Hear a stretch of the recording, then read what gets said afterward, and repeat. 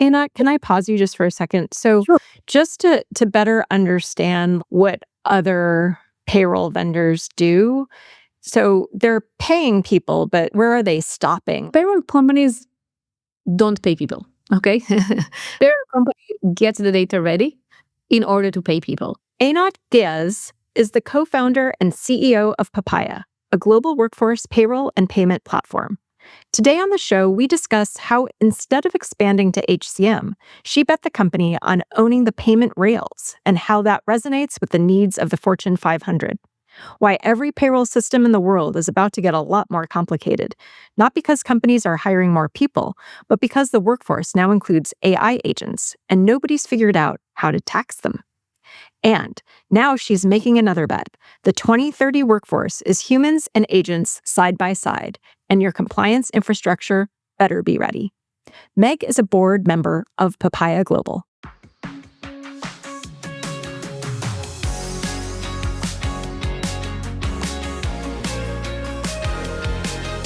Welcome, Eynat. Hi, So glad to have you here. it's so great to be here. Well, we have been looking forward to this so much, but before we dive into our main topics of the day, I understand that you're an open water swimmer. I'm really curious. This is something that I have never, ever done myself, and I was wondering how you got into that and how it's going. Yeah, I love it, honestly. I started as a swimmer when I was a kid. And then I realized that everything that I like about swimming, I actually like much more when you do that on open water. Because when you're swimming in a swimming pool, you are always waiting to hit the wall and then to turn around and hit the wall and turn around. And this is becoming your target. When you're swimming in the sea, you're waiting to see what's going to come. For me, it's the best therapy out there. It has everything that I need. It has sea, it has unexpected things, and obviously kind of nature. But it also have this complete mindset of disconnect. And I think also a sea is a very challenging place because you need to cope with whatever is coming, a big wave or a rock or, some animals. And I love it. I actually love to swim in the sea, but I'm really more of a bobber, like dog paddler type. Snorkeler. Never too late to start. So tell us how sports and business relate in your world. Sport and business always relate. I started running and I hate running, honestly. No. I hate it. I hate every minute of running. But I think that setting yourself to personal challenges and getting into a habit and getting into a routine and seeing the improvement is something that, generally speaking, this is the foundation of every company and definitely on a startup when you need to be on a very, very high phase. And the only way to succeed is actually working in those two kind of graphs when you need to look ahead and you need to achieve. So another thing that is difficult that people may shy away from is payroll. How do you like that segue? You like that one? All right. So let's talk about Papaya and payroll. So Eynat, back in 2020, the smart money was to go full HCM suite. Payroll vendors were looking to expand and they're adding all of the rest of HCM. But you read the market completely differently. And I just wanted to get like a little bit into your head here to understand how you were reading the market, how you were looking at the competitive landscape, and what you decided to do in that moment and how that's working out. Back in 2020, what we realized is payroll sits in the intersections between HR and finance. And then you need to choose where do you bring more value, okay? And who's going to be a better buyer for you? But payroll is extremely complicated process, right? It has tons of liability, tons of different compliance changes and so on. And basically, it's money. One thing that we constantly heard is that there is a huge struggle between finance and HR. Like we would go to finance and they would tell us, we don't trust HCM systems. We don't trust the data. And when we would go to HR, they would tell us, HCM for us, this is an HR system. We don't really care about like the financial outcome at the end of the day. And in reality, an HCM format in payroll, if you want to pay somebody $1,000, this is the HCM side, that's the gross salary. On the finance side, it might add up in $2,000. And then this whole kind of disconnect is actually very interesting. But the most interesting part for us was to also connect this to payment, because we said, okay, generally speaking, this data and the accuracy of the data worth zero if my money is not in the bank. This was for us the biggest kind of things that we uncovered, because we said once we can transition and transform this data to be financial data, but moreover a data that reflects payment in the bank and take the full ability on, this is where it becomes extremely interesting, extremely sticky, and also a real kind of differentiator and value proposition. And this is where we crossed the lines a few years later and started being what I call regulated by choice, because we chose to acquire the payment company, regulated on 7 different financial regulators globally. And we chose to adopt very strict financial regulation and systems. So, Eynat, can I pause you just for a second? So Sure. Just to better understand what other payroll vendors do. So they're paying people, but where are they stopping? I would think that they're actually making payments to individuals, but where is the gap there? So payroll companies don't pay people, okay? Payroll company gets the data ready in order to pay people. Now, if you work in your own country, it's always very easy because generally speaking, 100% of the payroll company, they've built bridge connectors to local bank data formats in order to assure that they can provide you with the right format, or they can connect ACH and then pay people. And Papaya is all about global, okay? So our word is always, we support you on the global landscape. I mean, wherever you live and land, you know exactly how to operate. Normally, the challenges of very basic things like setting up a bank account in your home country is easy, okay? But if you're going to set up currently a bank account in the UK, it's going to take you 6 to 12 months. And Papaya is all about solving the global kind of infrastructures and making them seamless. So payroll companies does not pay people. They generate the data that a company needs in order to do the last mile of paying people. And this data basically breaks because generally speaking, payroll data is not a financial data. Bank formats is not the same globally. So it really depends if you are working on a very known structure and format and scheme. This is still your liability as a company. And this is where we built these connectors and said, we are a payroll company that actually pays people. We really take the liability end to end on the land date, and we take the liability on the accuracy on the payroll payment itself. So it's not about Amy getting her payslip in the mail, which is great, and she's very happy about the accuracy of the payslip, but she doesn't have the money in the bank. It's about kind of assuring that those two things happens both together.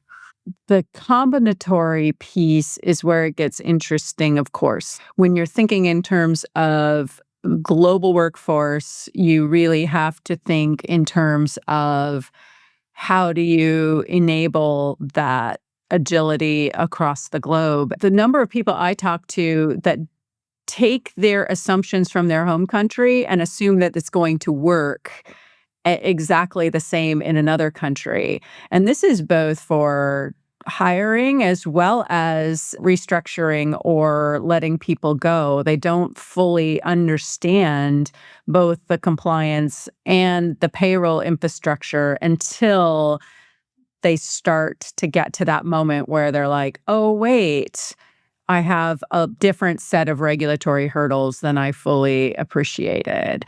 So help me understand how your understanding of this life cycle and how it's different. How do you bring that back to HR organizations so that they can be better informed and better understand what they're signing up for and what that work really looks like? Yes, it's a great question. So I'll start by the fact that our mindset, and I think generally speaking, on the global mindset, you always need to have this mindset of you don't know what you don't know, right? And in payroll, in employment, in compliance, in obviously all of the liabilities, it's even harder because we assume that we understand things the way that they work in our home country. But in reality, it's not working this way. It's not working this way on the compliance and payroll side. It's definitely not working this way on the payment side. And the simplest example that I always give people is that if 3 of us currently are in the US and you want to send me $1, it's going to take you less than 10 seconds to do that, okay? And you have multiple tools and way. But if I'm currently in the UK and you want to send me $1, it's going to take you probably a day, maybe 3 days, and it's going to cost you much more than $1. And because this is where we don't live on the same ecosystem, and those simple actions are becoming extremely complicated when you are eventually crossing the borders. And this is our mindset in payroll, is first, I think the main thing is, obviously, we don't want to step in the room of any HR or finance and frighten them and tell them, you are not able to do this, you're not able to do that, or it's extremely complicated. We need to take this complexity and make it extremely simple and make it extremely accessible for them. This is why, and I'm sure that we are going to talk about AI, but I'll give a very good example that we just released recently. We released our Agentic compliance knowledge base. And this knowledge existed in Papaya since day one. By the way, this is the first go-to and marketing and client tool that we generated when we were a bootstrap company. We generated a knowledge base that is readable. If you have a hard time kind of falling asleep at night, you can read about compliance and labor laws in Canada, in Mexico, in China, in Brazil, and trust me, this is working better than any other appeal. But the main thing that this is trusted and this is updated, and you can see when it was last updated, and you can understand this is trusted. And this is where you gain your knowledge, because you also don't want to go to any management meeting and present things that are not based on facts. Or you don't want to find out half an hour after you signed a contract in China that this person cannot be terminated without a year of severance, because you just created a huge liability to the company.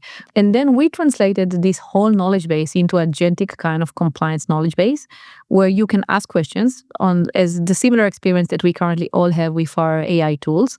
But you can also bring your own policy. So this is where we take your word and translate it locally. So you can bring your expenses policy. Expenses is the biggest nightmare that every payroll person have, because sometimes paying $50 takes you 5 hours of work. So we are kind of taking you through this knowledge gap very, very easily. And obviously with the wonders of AI, making it extremely simple to all of a sudden see how things looks on the other side.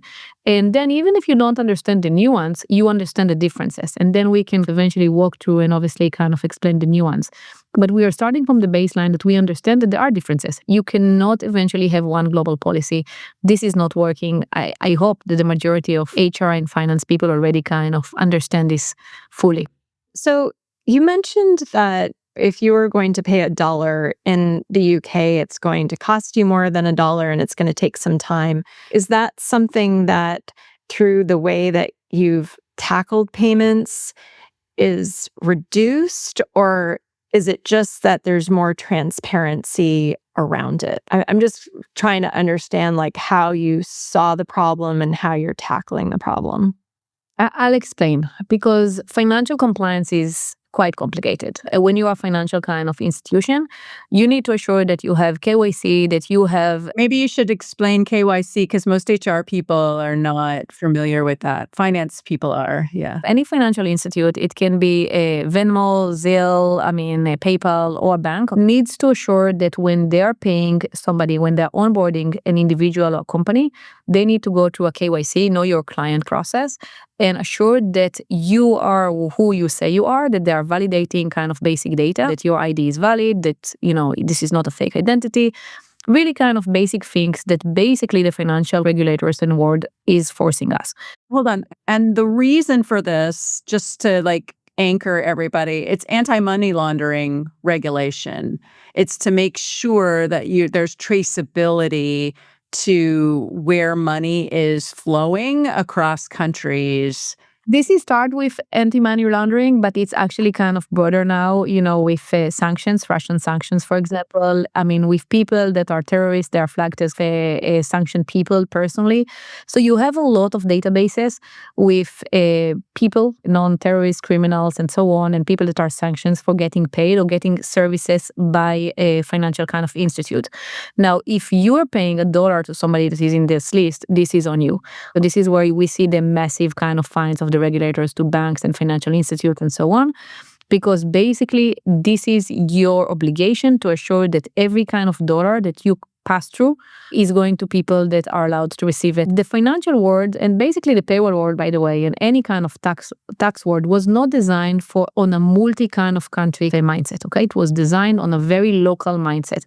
When we started looking on payments, we realized that this current system is still very much relying on a connectivity between banks, what we call SWIFT transactions, that takes a lot of time, that eventually creating a chain of banks that are just sending money one to another. And instead of having direct connectivity, you have zero transparency where the money is.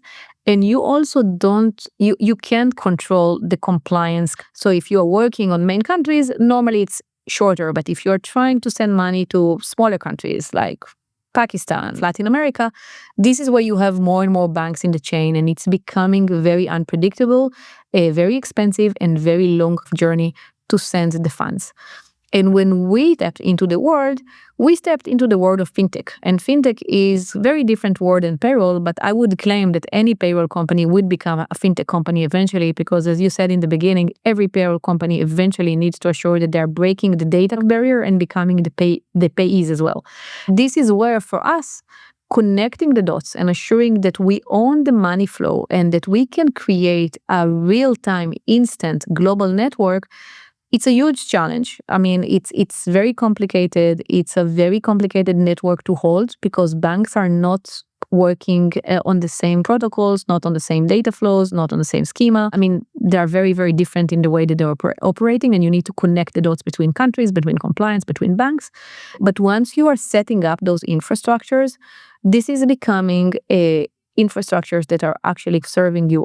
So leaning into payments and then also compliance was very different from what anyone else was doing. What has that allowed you to do differently that maybe you wouldn't have expected initially? And when you decided to go down this route, what are you able to do now with Papaya as a result? First, step into rooms of Fortune 500 companies and feel very comfortable.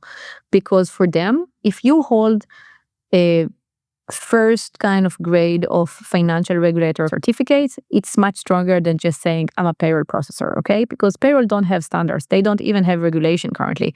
So generally speaking, everybody can be a payroll processor. And we thought that this is eventually the worst thing in the market currently, that you can sell payroll to a marketing statement without everybody assuring that you are doing things correctly, that you hold data correctly, that you are really compliant of everything that you are doing. So having this conversation with the mindset of we understand that the most important thing that we sell in payroll is not the UI, is not the data, is not the platform, is compliance, is peace of mind.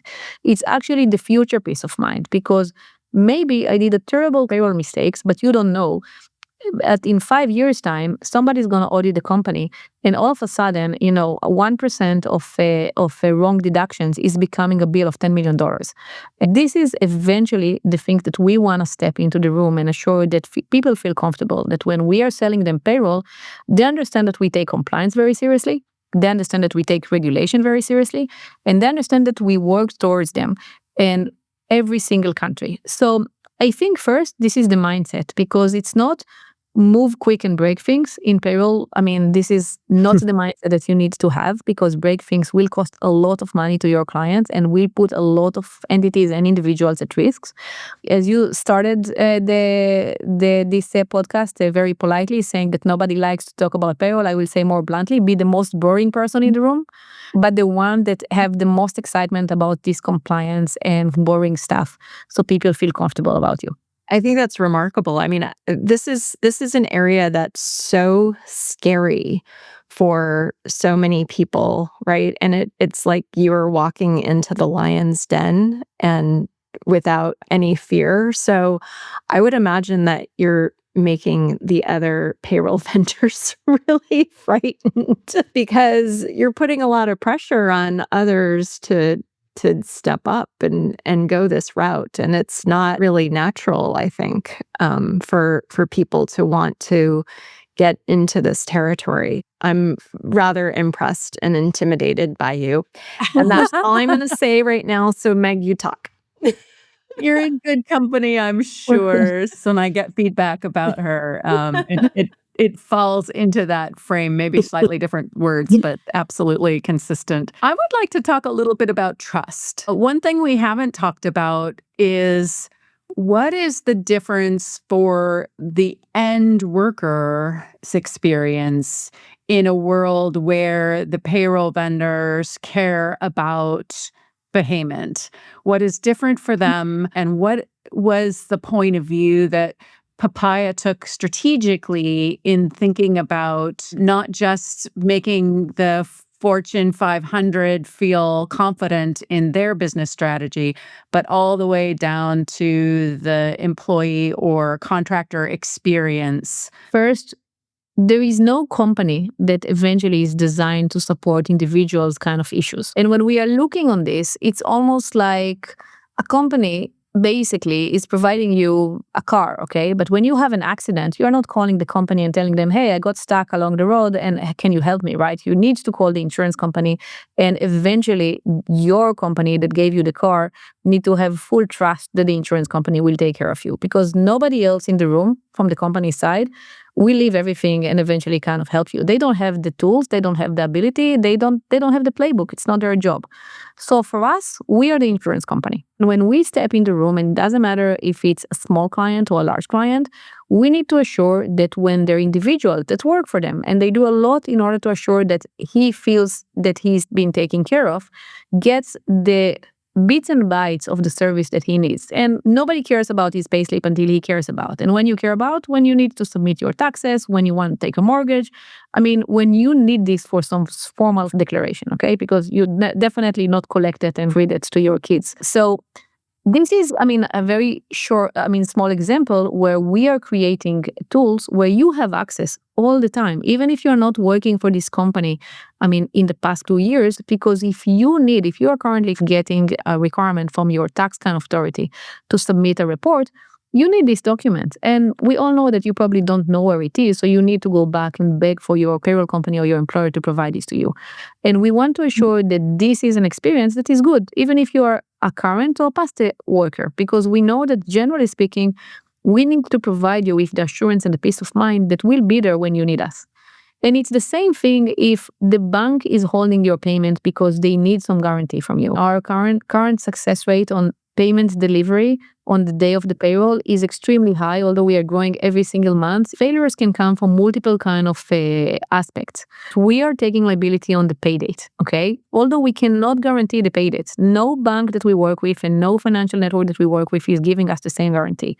And if you didn't get paid, we will investigate why you didn't get paid first, but we'll assure that you have money here and now. Okay? We're putting pressure to assure that this is being resolved, and the majority of the cases, the resolution time is the same business day, but our commitment is to assure that the company feels that we are there when something happens, when this accident along the road happens to their employees. Because, payroll, when everything goes well, it's an easy job, right? But we are here to resolve those individual cases, the cases that people need help. One of our biggest win at the time was CyberArk. CyberArk was acquired by Palo Alto.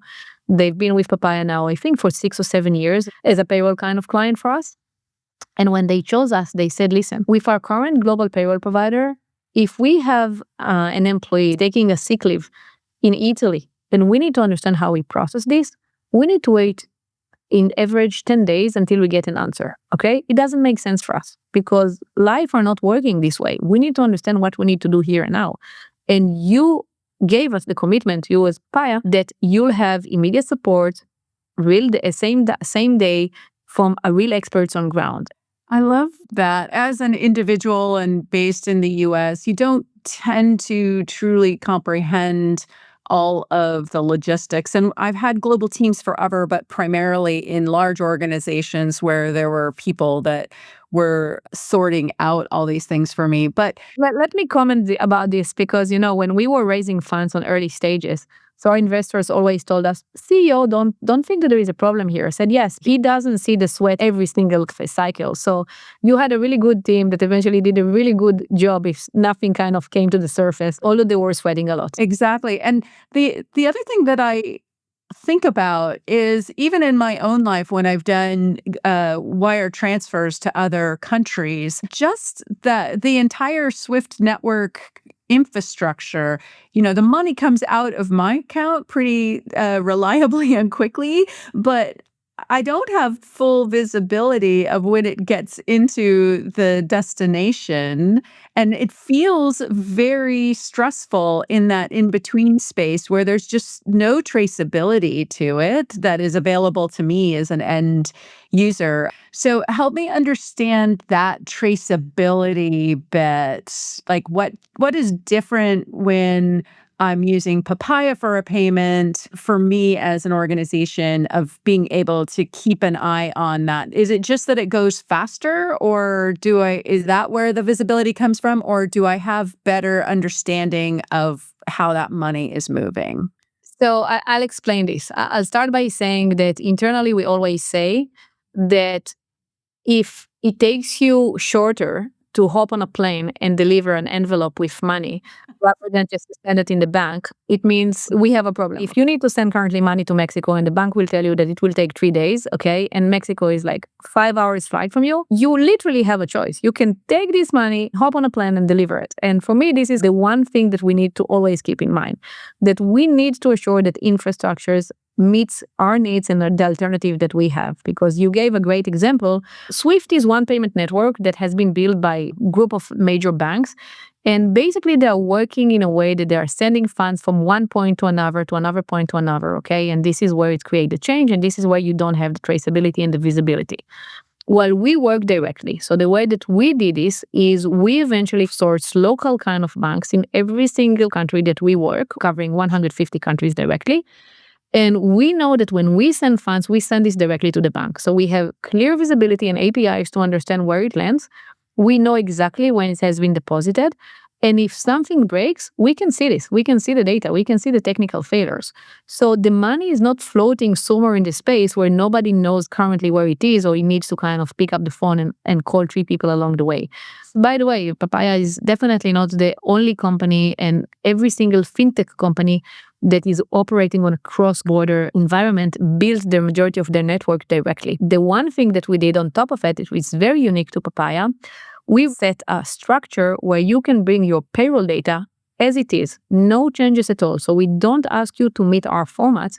In order to assure that we can take this, we can translate this to our financial data on the back end and send this on your behalf. So we are not expecting you to be an expert on the bank schema, to understand what IBAN do you need to use, what SWIFT code do you need to use, how the bank details needs to use, because this is really where the failures are.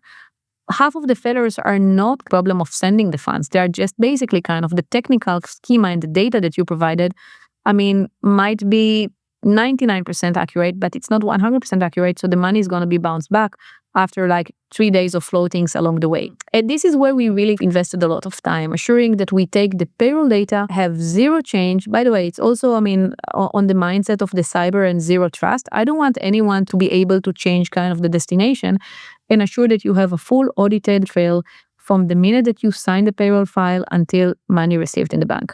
So I want to switch gears a little bit and talk about Papaya as an organization that started, I'm going to say pre-AI, but of course, you know what I mean, and has, transformed greatly through the latest AI changes. And I want to understand things like, how are you bringing AI into Papaya? How are you reformatting your organizational structures? Like, how are you looking at your company differently than you were in 2020? The amount of investment that we put into AI in the past 2 years is massive. And we always had AI as a back end of engineering, okay? So, and I think this is given every tech company used AI, in the past kind of decade or 2 decades. But bringing AI to the front and say, okay, everybody's going to use AI, engineers, non-engineers, this is the first decision that you need to do. And after you are making this decision, I also think that you need to understand how you implement this, because what we saw in Papaya early stages is that I can give you a ChatGPT or a Claude kind of license, and you're going to start obviously using it with queries and prompt and so on. And this is great. This is nice. It probably saves you some time, but it's not a life-changing event. It's not changing the efficiency, or it's not critically changing the way that the organization operates. And the second kind of phase of doing a real change is really understanding that you need to change the infrastructures. And this is the biggest investment. This is also the most important investment from my perspective that any management needs to decide that they're doing, because you need to assure that you are building the infrastructures correctly. Now, every single data source and system in Papaya is currently connected to our AI tools, okay? So I can basically get any kind of Salesforce data and format and anything directly from AI kind of tool. Same with the ERP system, same with any other tools that we have. Now, building and connecting this is basically a very big investment that have zero ROI in the beginning, because you are just sorting it and you are spending a lot of money on doing this. Did you set up like a separate team to focus on the infrastructure? How did you go about doing that? We brought an amazing team to lead AI kind of revolution. We brought one of the best person that I've personally met, Eli Brosh, VP AI, who is our VP AI, to lead this. And I said, he's great because he's extremely talented and obviously knowledgeable in AI, but he also have the ability to speak with non-engineers and assure that they understand them. Because I think this is the biggest frustration in organizations. Currently, engineers have one mindset, but then you have 50% of the company, 40% of the company that are non-engineers and have completely different mindset. And you need to transition them, but you cannot transition everybody to be developers tomorrow morning. And it's also, I think it's the wrong transition, because I'm going to be a very mediocre developer and I think that I'm going to do great, but in reality, I might do quite a lot of damages. So I need to do the best, eventually using AI to become a better form of myself and not to transform myself now to kind of fulfill my engineering dreams. We brought a team. We set a very, very clear target. We have a 3x efficiency target by year end, and we are measuring it constantly. And we are measuring that with every manager. So team lead and directors and obviously VPs levels and so on, they need to measure the team efficiency. They need to tell us how many hours they saved on a monthly basis by using AI every single month. So they need to analyze this with the team. I wanted to think this way. This is where the dialogue is currently very fragile. It's not, okay, you saved 70 hours. Now, how many people you are sending home? The dialogue is, how do you bring more efficiency? How do you bring more quality? How do you do things that are more strategic to the organization and are not just from the Firedville kind of side? Because you started from the vision and then you are taking it to, okay, let's save 10 hours this month and let's save 20 hours this month. And people are starting to see that they're actually changing their mind, because I think that we are rewiring our minds currently. And it's a very, very interesting experience, basically on every human being, definitely in a workspace that just started. We've been working in specific ways, and now you're asking people to do things completely differently. We have a great kind of monthly show and tell where teams are coming and they're showing what they've built and how they executed agents and so on internally and with their teams, or how they do things differently. We ask them to show what's the outcome, what's the measurable outcome in ROI, but we also get them to be builders, to bring them to the first front. And all of a sudden, somebody from the accounting team can come and say, wow, look, I've built this report. I mean, clients are much happier. I actually improved the NPS score. I mean, although I'm just like a back office person, and I'm happier because I have a better report. So I think this creates engagement and collaboration. So we are still in this process, because I don't think that this is an ending process. And to be honest, I don't think that everyone will survive this process. So some people are not changing. We hired a CRO recently that told me a sentence that I really like, says, change the people or change the people. This is the mindset that you have to operate, because you need to decide what type of organization you need to be. For me, not using AI is no different than not using your email these days. And if this is the mindset of the company, you need to be very, very stubborn. You need to be very consistent about that. And you need to assure that everybody understands that this is how this organization operates now. And once I gave you all of the tool, the infrastructures, I need you as an employee to collaborate and assure that you are supportive and that you are making it happen. So it sounds like you have a really strong foundation in terms of tying the AI usage at an individual or team level to actual outcomes. But I was also just wondering, based on the ebbs and flows of the market right now, the concept of token maxing, and that now everyone's like, how do we budget for tokens? What is your take on that? Did you go through the ebb and flow as well? Is your process around understanding what the ROI is sufficient, or are you doing things proactively to make sure that usage isn't going to skyrocket and kill your financials? Yes. So we took a very different approach from day one. Okay. We said we're going to limit usage for everyone. And then we are going to see if this is enough. And then we are going to increase. Because I also don't want to fail you. Because what can happen very, very easily with AI is that you are an amazing kind of enthusiastic worker. And now you go home and you want to show your kids. And all of a sudden you're generating this great 3D movie. And we get like a $100,000 bill. You don't understand. You don't even understand this. So now I failed you because eventually I made you create a huge or quite severe damage without your intention. And this is where you create kind of a friction. So we said we're going to limit everyone and we're going to explain everyone very, very carefully. What does it mean? AI usage. That was so prescient, by the way.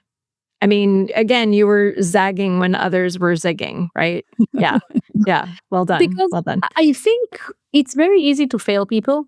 I mean, on good intention. And this is where you lose them because you said, okay, what do they want from me? Now I can use AI. Now I can't use AI. I mean, what is it? What are the instructions? And when you tell them, listen, this is a great tool. It's expensive. I mean, you need to understand that this is an operational organizational tool. So please don't create your rabbit kind of photos on AI birthday parties of your kids because that's going to be expensive. And you're giving them clear instructions and guidance so people understand how to operate. So I think you need to understand that this is part of the journey and this is a lot of time investments. You need to also understand that you need to invest the time because this is a whole new training and process.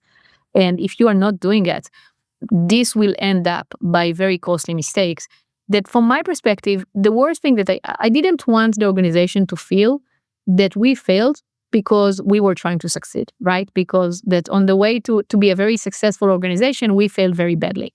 Because this is hard. I mean, those are the scars that afterwards stays with you. So this is how we are operating. I think it works very well. And I also think that the fact that we are bringing people to the front and giving them the ability to show what they're doing, it's basically opened up your mind. I think what's, for me, obviously, the most amazing things with AI is that you think that you're a great user and that you do great things. And then somebody is showing you something that they did with AI. I said, how come I didn't think about it?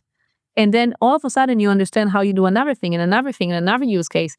So I think we are on a very transformative decades and period of our life, which is exciting to people that likes to wake up in the morning and understand that they might be different people today. Yeah, I love that. I talk about this as sort of the evolutionary changes that we're all going through. And I think you articulated that so well. The arc of first, it's discovery about a tool and what it can do, but ultimately it becomes discovery about your own level of creativity and imagination of what can happen. And every one of those things requires a lot of both mental agility, it requires a lot of growth mindset, and it does require a lot of unlearning, the ability to let go the things that you were sure of because they may not apply in this future. I agree. And one of the things that we did in the beginning, and I'm happy to share the link here if you want with the crowd, and I need to give some of the credit to Ramp because we learned a lot from what they published about their AI transformation. We did a survey internally. Where are you currently with your AI kind of journey? Okay, as an individual. Maybe you think that you are an expert in AI, but in reality, I mean, you don't know a lot about AI, but in your mind, you think that you are doing amazingly well because you are doing better than your mother, your grandmother, or your daughter. And we created 4 levels. And we let people kind of fill this questionnaire and then get a real-time kind of a understanding of what is their level of AI, okay, comparing to the levels that we have, and where they think they are in this journey. To set them a mirror that currently does not exist, right? Because again, it's a new learning, it's a new word, so nobody knows what are the measurements. But it also created a language in Papaya because all of a sudden people are proud. Hey, I started at L0 and now I'm L1. I think I'm going to be L2 next month because I already started building my own agent.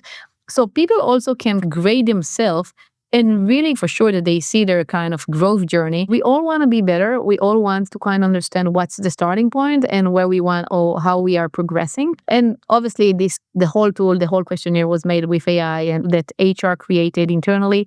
And we started using it with clients when we do change management on payroll and transformation, digital transformation. Because when you are in a room with 20 people and you tell them, we're going to use AI and everyone's nodding, you don't know what they take from that. It's gamification, so they feel comfortable. It's a nice kind of survey, nothing harmful and so on.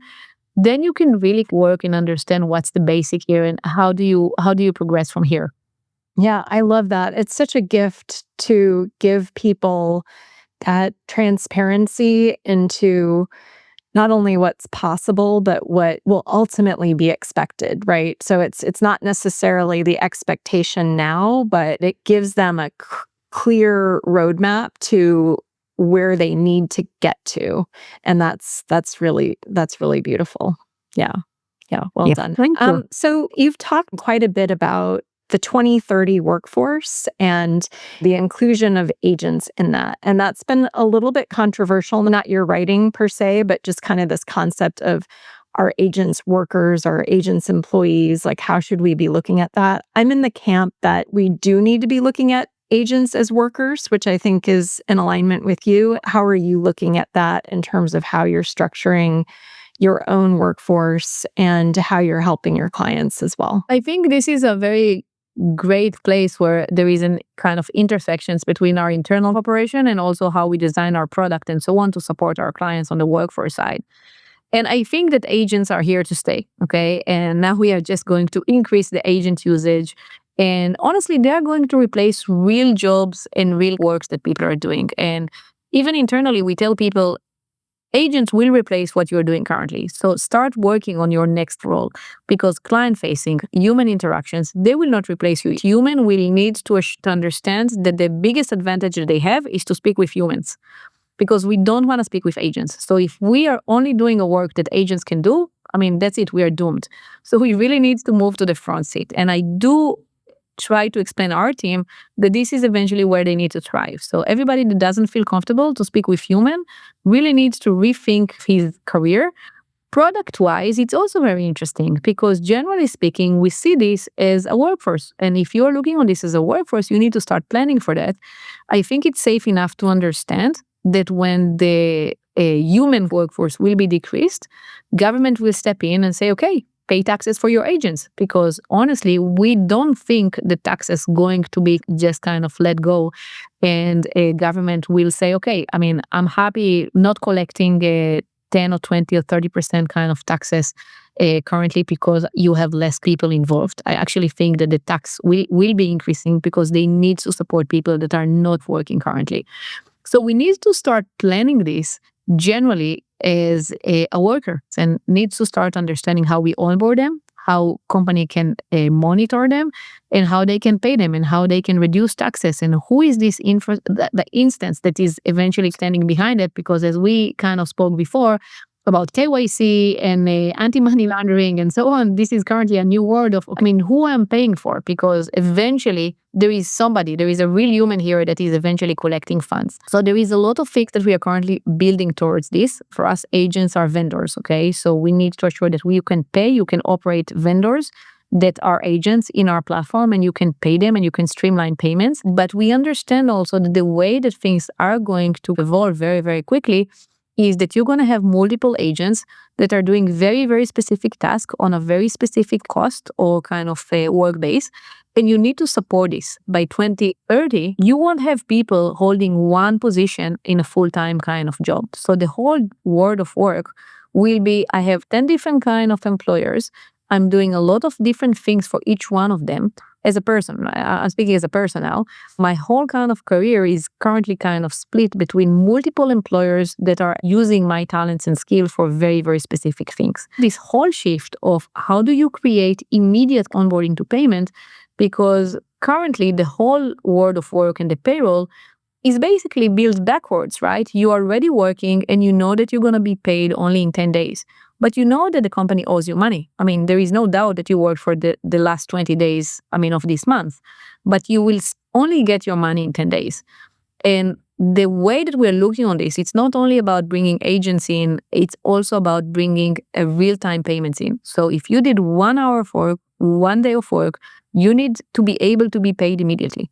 So you will be eventually owning your funds the minute you consume work, because this is where the work will be connected directly to the money and to the taxes and so on. So the way that we are structuring Papaya currently, and we have a very big vision towards kind of in 2027, is to be able to streamline every single transactions in the world of work, of human agents, vendors, and anything else on a real-time basis. From onboarding with all of the complexity that we said before of KYC and who you are and onboarding for taxes and so on, to payment on the same instance. Same day if you want, just eventually kind of, you need to assure that somebody delivered the work that they did. So, I mean, if we'll compare it to production, basically just release the code to production and that's it. And you get paid. I thought I heard you say something about paying the agents based on how much work they're doing and like how many hours. But is that what you mean, or do you plan, or do you charge based on the outcomes in terms of the outcome-based payment versus effort-based payment? Like, how are you looking at those two? I think you'll have multiple models. You have hours-based, you have token spend-based, you'll sell usage, and you'll have outcome-based. I mean, very similar to the world of work today. You have people that are being paid on a salary then scope of work and time and materials. So it's going to be relatively the same on the agentic world. So one of the things that I like in your vision, in the past, one of the more complicated parts of a core HR was this concept of multiple jobs for a single person, where you may have an entirely different set of expectations on credentialing, and you also might get paid differently while working for a single place in multiple types of roles. And this was a capability that was really hard and really complicated, and also was added another layer to anything else you did in the system. The canonical example was you worked at a university hospital, you were both a surgeon and a teacher, and you got paid different rates for those functions, and you had different credentialing requirements, et cetera, et cetera. And you literally had different work contracts. We're getting to a world where that explodes even more. It will sometimes be outcome-based. Sometimes it'll look a little bit like a gig economy, even if you're an employee, like you can be doing it full-time, but still doing multiple types of functions. You could be an independent contractor working for multiple organizations, but your expectation as a worker of what you should be receiving in terms of compensation becomes more complicated and more real time, right? So you expect a broader understanding and flexibility in the work agreement, and you also expect better access to the earned wages. And that can be, you're an hourly person and you need that earned wage access, or it could be even you're a fractional CEO or something like that. But you can see very clearly that this dimensionality really explodes. And I believe that has pretty significant implications to both what an HR system looks like and then what is even the definition of work. Are you talking to customers that are already pushing you in this way, or is this really just you understanding the signals and thinking about it ahead of them? So I think customers currently understand and clients understand that the change is coming. I think we are all trying to understand how we get ready and what is the way to there and how do we design this better. I would also say that I think that it's safe to say that HR system will actually be also owned and managed by the individual that works on 10 different companies. So all of a sudden, I'm the client and I own my own different kind of employers that I need to manage under one system, and then I need to assure that they are paying me because it's a big hassle. Eventually, I need to assure that I consolidate everything into one place. So this is, I would say, independent individual HR system that manage their employers and not the other way around that manage the employees. All of those things are early days, even if you have those cases where you have individuals in other countries and then agents or vendors that are operating agents. So we are still in the world of let's use the current infrastructures and assure that we operate them on the best way, that we can pay quickly, that we can assure that compliance is being kept and so on. But let's design the future and let's understand how future looks like. All right, last question, a rapid fire one. Where did the name Papaya come from? So Papaya is a combination of people, payroll, payments. And the nice thing about papaya is that if you're going to say the word papaya, the fruit papaya, in 80 countries around the world, they will tell us, oh, papaya is ours. Yes, we love papaya. Papaya is very local fruit. And basically what we do is we unify the local experience into one global platform. So the people, payroll, payment are unified, but it's also very localized. So this is where it came from. I love it. Well, it's a very fun word to say. Well, thank you so much, Eynat. This has been really illuminating and fascinating and wonderful. So thanks so much. Exactly. Yeah. It's been so fun. All right, Meg, you ready to Leadership Corner? I am. Let's read Leadership Corner. All right, here we go. I feel like I'm so far ahead of where the market is. But how do I get my team to see what I see? How do I keep people running towards something they can't fully picture yet? Oh my gosh, this is so important, especially right now where there's so much cognitive dissonance in the system of people's past experiences not being helpful to seeing the future, and in fact, sometimes can get in the way. So I live in this space a lot, and I will give you some ideas. Nothing is foolproof. The real thing is patience and time and consistency, but be a little more concrete than that. There are some key tactics that I use in the beginning of any transformation when I'm bringing forward a new idea with a lot of innovation. So there's not proof yet, and a lot of the evidence might be pointing to the contrary. So first, I get convicted, and it sounds like you've already got to this point, that I know that this is important. And that matters a lot because you're going to have to do some pretty heavy lifting over time to get that reality to happen. But first, you have to believe it yourself.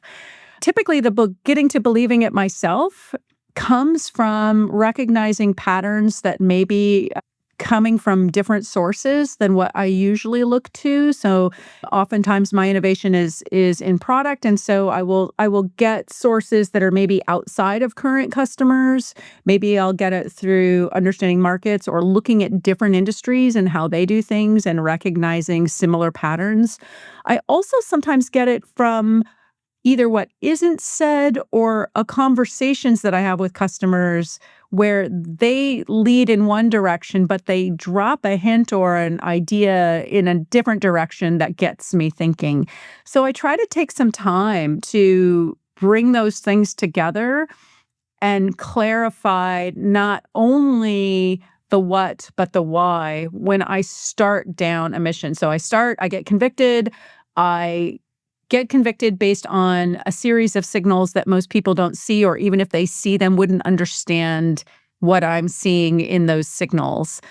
I then take the time to articulate my point of view, and I usually do this written because by writing it, it helps me clarify my own thinking. And I don't mean asking Claude to write this for you. I mean literally writing it down for yourself. Bringing in the examples and the point of view of what it is that you're seeing and what you think the future looks like and what you need to do to capture that future.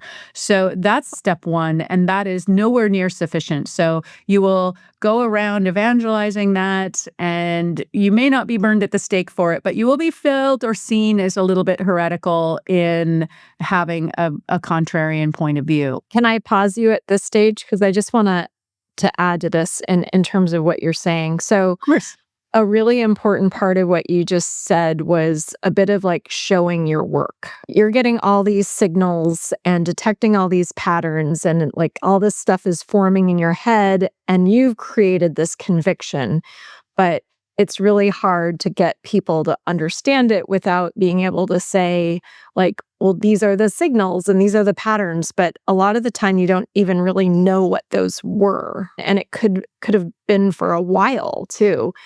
And so you're saying, show your work, write it down, etc. But that can be really difficult. And so what I would add to that is if it's really hard for you to do that, find someone who can pull it out of you. So it's really hard for me to do that. And I found like my chief of staff, Connie Lee, was incredible at being able to pull this information out of me.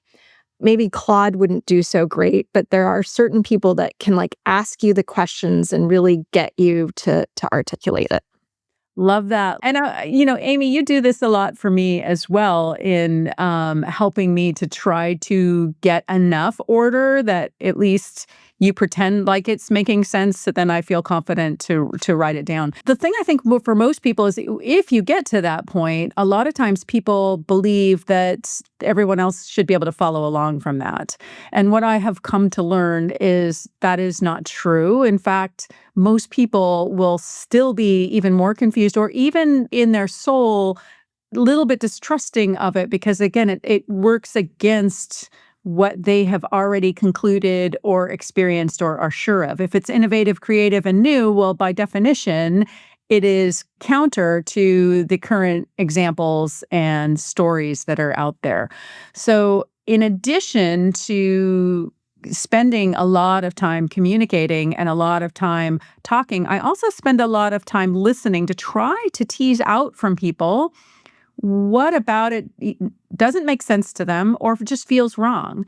And this is hard because you feel so sure of the idea and you want to be in sales mode.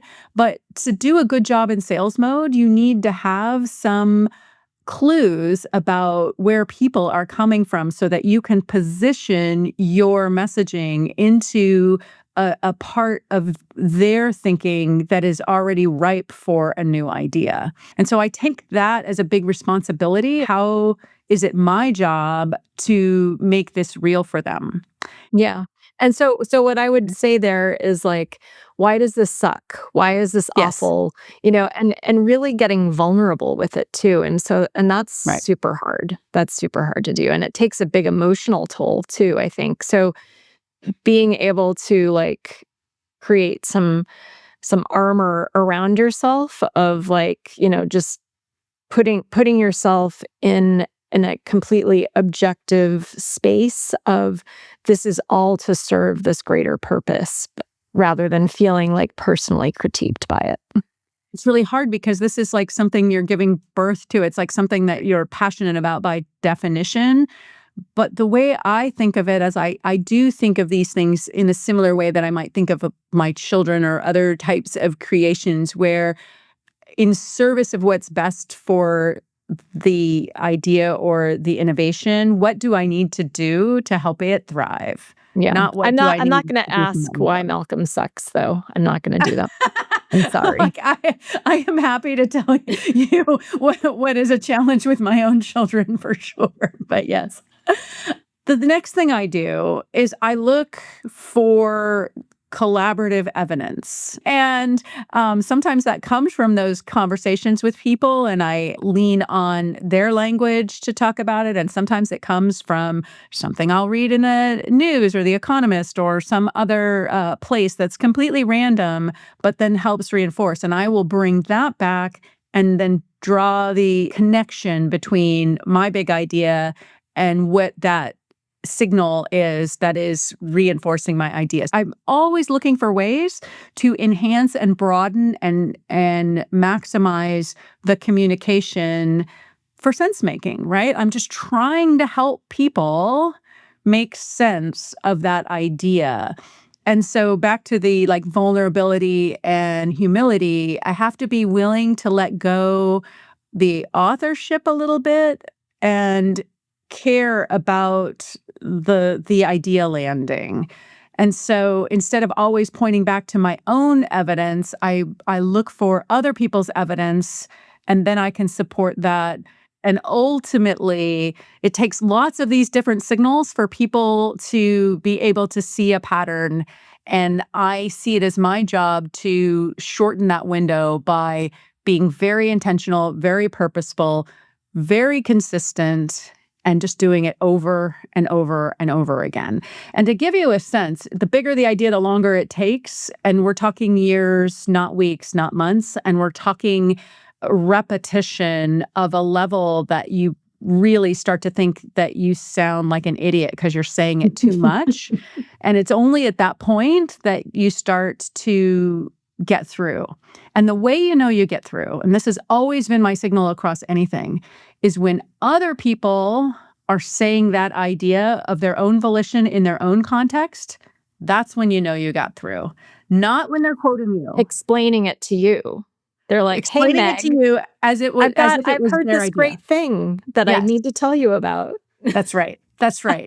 So I like to tell myself that my ideas are always best when other people have them. And early on, I took that as a little bit of a woe is me. But over time, I realize there's true magic in that because I care about the idea and I really don't care about the credit. So that's the hard truth. If you really are early and you really are coming up with something new, you probably have to be able to yield the full credit for it in service of making it happen. That was great. Wow. Okay. All right. Well, we had a great discussion with Eynat. Oh, isn't that lovely? What Isn't she were some of- amazing? She is. Yeah. And frightful. No, Yeah, no, seriously. She's one of the few unicorn CEOs that are female. She has charted an entirely new course, and yet she shows up not only with humility, but with a lot of patience for explaining the complexity of her thinking and the passion that she has for solving a real need in the market. That's pretty impressive. Yeah. Yeah. Love it. Any takeaways from the discussion? Anything you learned?